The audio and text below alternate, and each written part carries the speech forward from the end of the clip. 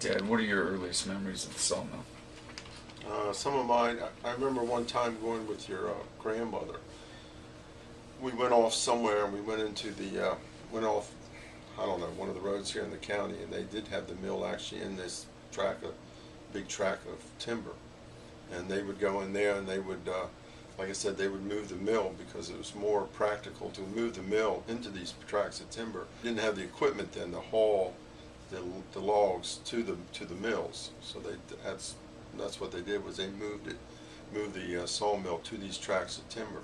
And then eventually he moved here. When they moved it here, because they owned all this was one large farm, and when he was moved here, that was a permanent. That from that point on, it stayed here.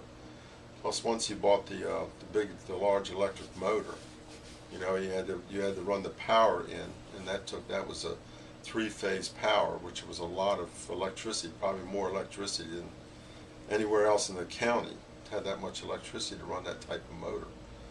And then he had he had a sawmill that could really saw. I mean, you know, that if there was power in St. Mary's County, electric power, that mill started.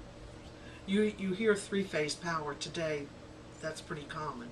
But back then, it was the only 3-phase service, I think, in the county. And then this 100 horsepower motor to run this sawmill was also unique. So in addition to serving our purpose in our little county area, it was one of the first things in the county to be so large.